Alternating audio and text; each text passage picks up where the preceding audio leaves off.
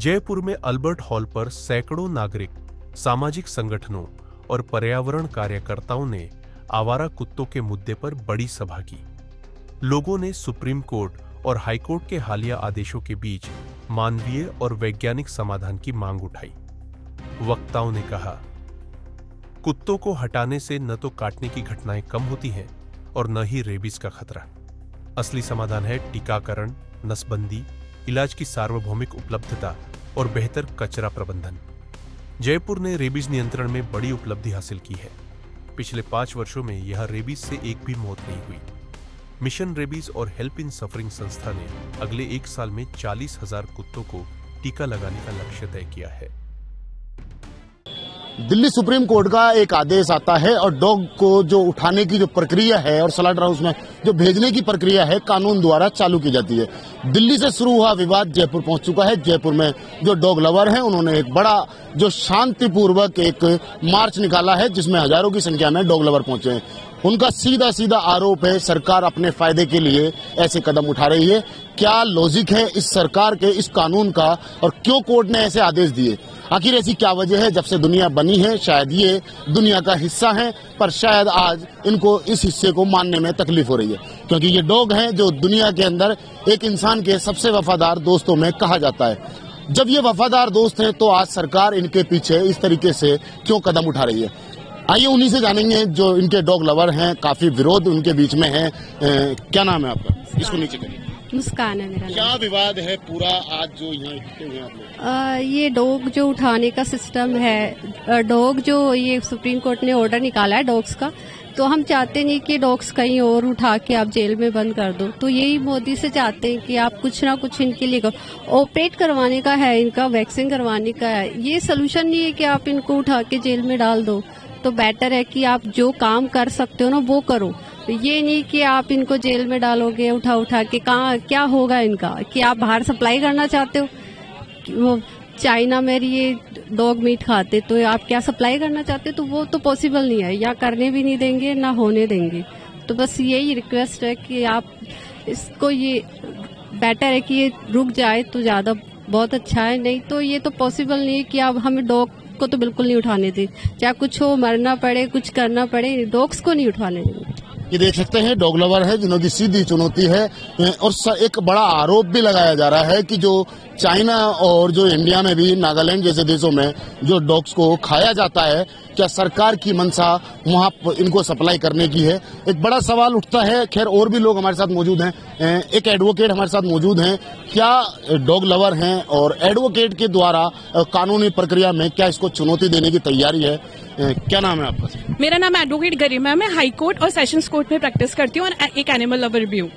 गरिमा, क्या लग रहा है इस पूरे मामले पे क्या कानून को चुनौती देने की तैयारी है आप लोगों की? सर, हम डिफाइन करने की पूरी कोशिश करेंगे। हमारा ये कंसर्न है कि अगर कहीं शेल्टर्स में भी डॉग्स को डाला जाता है तो क्या इंफ्रास्ट्रक्चर है, क्या उनके पास इतने रिसोर्सेज हैं कि वो उनको ढंग से रख पाएंगे? इन्होंने एबीसी पर तो प्रॉपर तरीके से काम किया नहीं। अगर ये एबीसी पर ही प्रॉपर तरीके से काम कर लेते तो आज ये दिन देखना ही नहीं पड़ता। इनकी तादाद इतनी बढ़ती ही नहीं डॉग्स की।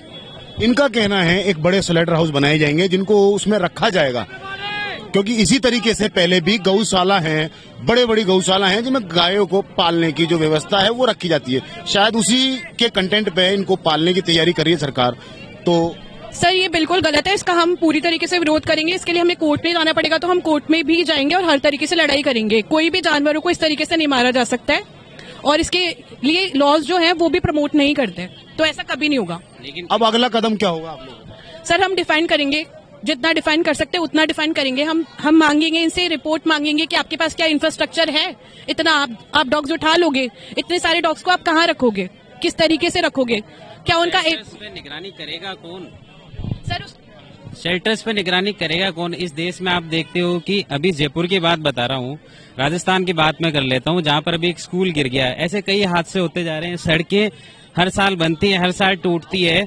उनके ऊपर तो सरकार ध्यान नहीं दे रही है। उनके ऊपर तो जो कोर्ट है, वो जो कोर्ट का तर्क आया है वो ये है कि जो आवारा कुत्ते हैं कहीं ना कहीं वो किसी व्यक्ति को काटते हैं, बच्चे को काटते हैं, तो एक सबसे बड़ी समस्या जो रेबीज की आती है। आप एक बात बताइए कि पिछले 3 या 4 सालों में कितने रेबीज के केस राजस्थान में हुए, कितने रेबीज के केस दिल्ली में रजिस्टर्ड हुए हैं? आप उनका पूरा डेटा लेके आइए और उसके बाद में रिप्रेजेंट करिए। ऐसे तो मैं रेबीज से ज्यादा रेप के केस बता सकता हूँ इस देश में। फिर उन रेपिस्टों को भी उठाकर एक पिंजरे में डाल देना चाहिए ना। फिर उनके साथ अगर ये बेजुबान है इसलिए इनके साथ इनजस्टिस हो रहा है। जो रेपिस्ट है वो तो खुलेआम घूम रहे हैं। जितने भी नेता है उनके ऊपर आए दिन काले धन की रेड पड़ रही है, ईडी की रेड पड़ रही है, उनके ऊपर क्यों नहीं ले रही सरकार सुमोटो?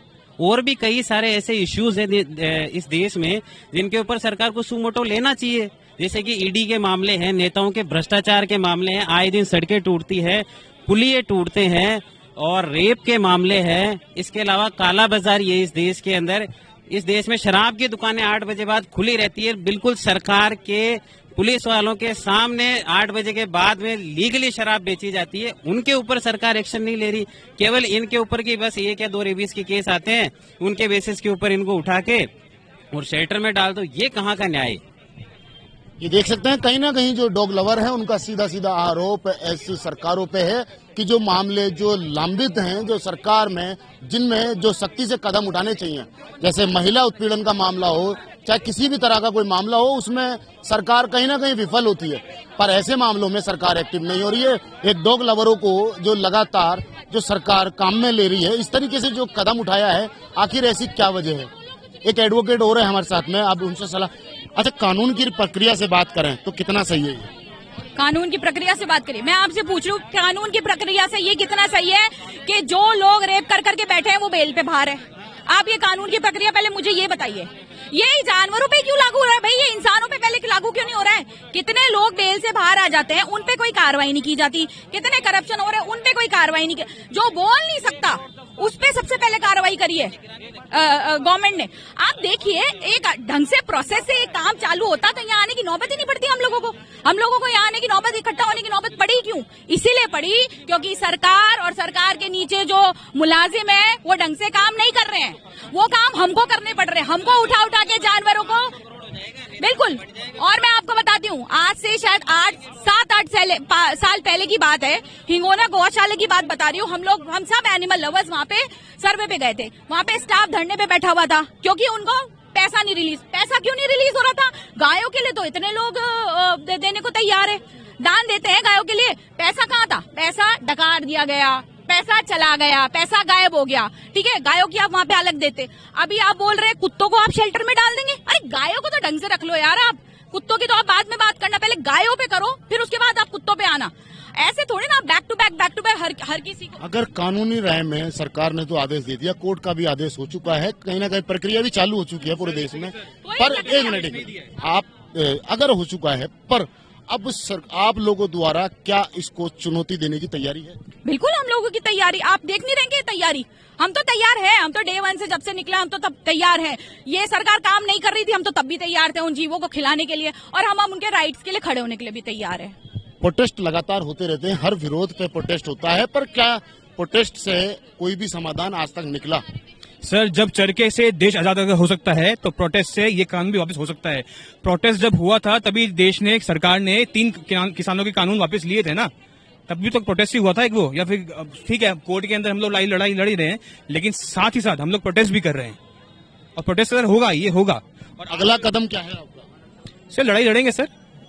सुप्रीम कोर्ट को ये आदेश पलटना पड़ेगा। हालांकि उन्होंने आदेश नहीं दिया है अभी। अगर आप देखेंगे केस का क्या स्टडी है, क्या स्टेटस है, तो पेंडिंग ही दिखा रहा है। मेरी एक रिक्वेस्ट है, जो भी देख रहा है, अगर कोई जो भी एनिमल लवर्स हैं, मेरी आप लोगों से रिक्वेस्ट है, अगर आपने कोई भी म्युनिसिपैलिटी की गाड़ी देखी, उनके पास पहले नोटिस होना चाहिए, ऑर्डर होना चाहिए। बिना ऑर्डर के कोई, और अभी तक कोई ऑर्डर नहीं निकला है, बिना ऑर्डर के किसी भी कुत्ते को ले जाने की परमिशन लिए लड़ जाइए, भिड़ जाइए। इनके लिए खड़े नहीं होंगे तो किन के लिए खड़े होंगे और कब खड़े होंगे? That's my point. सवाल कई हैं, जवाब कुछ नहीं, पर सरकार की ये मंशा समझ में नहीं आई, क्योंकि सरकार के जो आदेश हैं, महिला उत्पीड़न जैसे मामले हुए या कई ऐसे मामले हैं जिसमें सरकार कानून बनाने में विफल हो जाती है, चाहे फांसी का मुद्दा हो, चाहे ऐसे आतंकवाद के खिलाफ हो। पर शायद इन बेजुबानों पे सरकार का ये जो थोपा गया आदेश है, उसके विरोध में जनता रोड पे आ चुकी है। ये वो डॉग्स हैं जो हमारे जीवन में एक अच्छी भूमिका निभाते हैं, जो कि एक दोस्त की अच्छी जिनको जो इंसान को वफादार, जो जिनको दोस्त कहा गया है, ये वो वफादार दोस्त हैं। आखिर ऐसी क्या वजह रही जो अचानक से ये आदेश आ जाता है और ये पूरे डॉग लवर रोड पे आ गए? कुछ और भी लोग हैं जिन मैं दिखाना चाहूंगा। पहले तो ये बच्चे भी, छोटे छोटे बच्चे हैं, ये भी यहाँ इस चीज के लिए आए हैं। क्या नाम है बेटा? प्रीति। क्यों आए हो आज यहाँ? कुत्ते को अंदर नहीं रखने के लिए। अच्छा, क्या नाम है बेटा? धर्मेंद्र। धर्मेंद्र, क्यों आए हो यहाँ पे आज बेटा? कुत्तों को देखने के लिए। कुत्तों की हिफाजत के लिए। ये देख सकते हैं, शायद इनको अभी खुद अपने बारे में भी ढंग से नहीं मालूम है, पर प्रोटेस्ट के लिए ये डॉग्स लवर हैं जिनकी सेफ्टी के लिए ये यहाँ पहुंचे हैं। अब देखना ये होगा कि सरकार कब इन पे कोई कदम उठाती है। सरकार का आदेश नहीं है, ये राजस्थान हाईकोर्ट का राजस्थान के लिए है और सुप्रीम कोर्ट का दिल्ली के लिए है। इसमें सरकार का कोई योगदान नहीं है।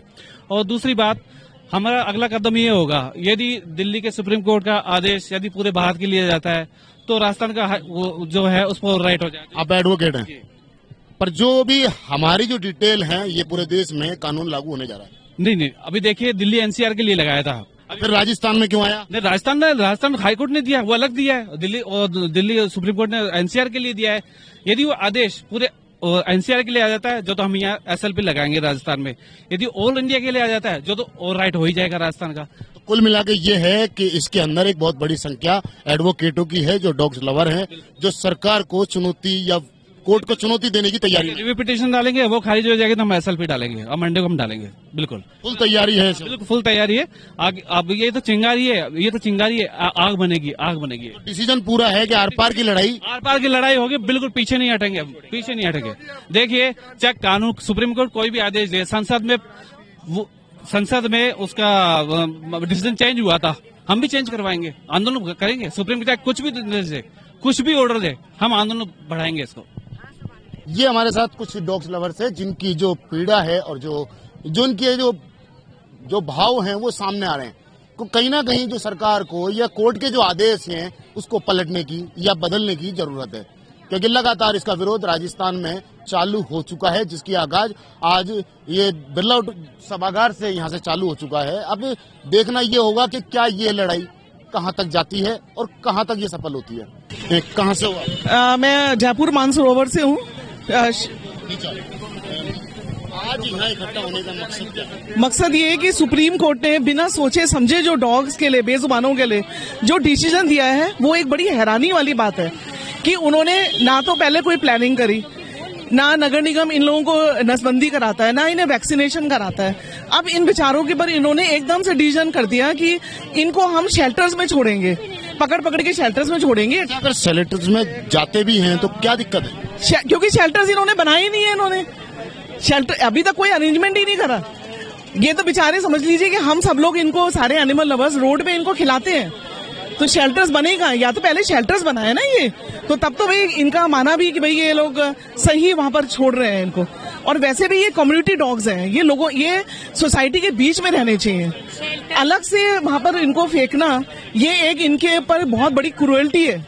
ये इकोसिस्टम ये पूरा गड़बड़ कर देंगे। ये पेरिस में भी एक बार हुआ है कि सारे डॉग्स और कैट्स को उन्होंने हटा दिया था, बहुत ज्यादा संख्या में बढ़ गए थे, लेकिन वहां रिजल्ट क्या रहा कि वहां चूहे इतने बढ़ गए कि फिर वहां के उस कंट्री ने खुद रियलाइज करा और वो वापस लेकर आई इन्हें, सारे डॉग्स को और कैट को, कि ये सारा ये तो सर्कल है, ये इकोसिस्टम है हमारा, कि सभी को रहना जरूरी है। यहाँ चिड़िया भी जरूरी है, या डॉग्स भी जरूरी है, या गिलहरी भी जरूरी है। ये पता नहीं ये सुप्रीम कोर्ट ने क्या सोच के ये डिसीजन दिया, कि बड़ी हैरानी वाली बात है। कहीं ना कहीं सोचने और विचारने की बात है, क्योंकि दुनिया में जो भगवान ने प्रकृति उतारी है और इंसान को बनाया है, तो कहीं ना कहीं जिसको जीवन दिया है भगवान ने, तो वो चीज, हर चीज दुनिया में सोच समझ के, और कहीं ना कहीं वो जीवन का हिस्सा है। अगर शायद उनमें से एक चीज कम होती है तो कहीं ना कहीं पृथ्वी का जो वातावरण है और जो शुद्धिकरण है वो कहीं ना कहीं फेरबदल में जाएगा, क्योंकि हर चीज जरूरी है, तो हर इंसान का और हर पक्षी का और जानवर का भी रहना साथ जरूरी है। ऐसी क्या मंशा है कानून की? क्या नाम है? मेरा नाम रमा चौधरी है। मैं अजमेर रोड वाटिका इन्फोटेक सिटी में शाम सरोवर से आई हूँ। मेरा ये कहना है कि इतने बड़े बड़े जो और क्राइम्स हो रहे हैं, क्या वो डॉग बाइट से बढ़ के हैं? क्या वो डॉग बाइट से बढ़ के हैं या उनसे छोटे हैं? क्या किसी को रेप, डॉग बाइट बहुत बड़ा क्राइम हो गया और रेप करना बहुत छोटा क्राइम हो गया, जो आप उन लोगों को छोड़ के इनके पीछे पड़े हैं? जैसा कि सुप्रीम कोर्ट ने बोला है कि इनके लिए शेल्टर्स खोले जाएं, तो जोधपुर में एक डॉग पाउंड है। आप YouTube पे, गूगल पे सर्च करके देखिए, वहां पर कुत्तों की क्या हालत है। नर्क से भी बुरी जिंदगी भुगत रहे हैं वो लोग। मैं एक चीज से पूछूंगा, अभी कई लोगों ने ऐसे भी आरोप लगाए हैं कि चाइना के अंदर और हमारे देश के अंदर नागालैंड है, ऐसे कई देश हैं जहां डॉगों को खाया जाता है। ये बिल्कुल सच बात है। हमारे देश में चाहे किसी की भी सरकार रही हो, हमें इस चीज से कोई मतलब नहीं है, हमें सिर्फ अपने बच्चों से मतलब है। और एक चीज बताइए, खाने की बात है तो इंडिया आज सबसे बड़ा एक्सपोर्टर है बीफ का, गाय के मांस का, जिसको हम माता बोलते हैं। उसका मांस हम बाहर विदेशों में भेज रहे हैं, बेच रहे हैं। क्या यही हमारा हिंदुत्व है? क्या यही हम सनातनी हैं? हम यहाँ पे सनातन कहते हैं, खुद को हिंदुत्व की बात करते हैं। तो मैं कहती हूँ लानत है हमारे ऐसा हिंदू बोलने पे और हमारे को अपने आप को सनातन कहने पे। अगर हम अपनी माता जिसको माँ बोलते हैं उसी का हम मांस उठा के बेच रहे हैं बाहर सिर्फ पैसे के लिए, अरे क्या इसके अलावा और कोई जरिया नहीं है पैसा कमाने का जो आप इसको बेच रहे हो? जब गाय को बेच रहे हैं, अब आप उस गाय के बाद आप कुत्तों के पीछे पड़ गए, उनको भी ये लोग यही करने वाले हैं, कहीं बेच के बेचेंगे। और जो इंसान जानवरों को खाता है, हम किसी की कोई मरता है उसके बाद हम आके खुद हिंदुओं के हिसाब से हम नहाते हैं कि नहा धो के अच्छे से वो करते हैं कि भाई हम किसी की डेड बॉडी को छू के आए हैं। और हम मरे हुए जानवर को कैसे खा सकता है कोई? ये क्या इंसानियत है? ये आपने सुना कि सवाल कई खड़े हो चुके हैं और कई बड़े विवाद भी शायद उत्पन्न हो जाएं, क्योंकि सवाल आपने सुना होगा, एक बहन जी ने एक सीधे सीधे शब्दों में, देश के अंदर जो मीट व्यापार में और एक्सपोर्ट में देश दूसरे नंबर पे आता है, आखिर ये मंशा क्या है? क्या डॉग्स को बाहर देशों में बेचने की तैयारी है? ये तो सरकार को पता या लोगों को पता। हम कुछ और भी लोग हैं जिनसे उनकी मंशा जानेंगे। हरलीन कौर। हरलीन कौर। क्या लग रहा है, पूरी सरकार इसके खिलाफ हो चुकी है, क्या मामला है आखिर ऐसा? जो मामला तो सर देखो कोई नहीं है।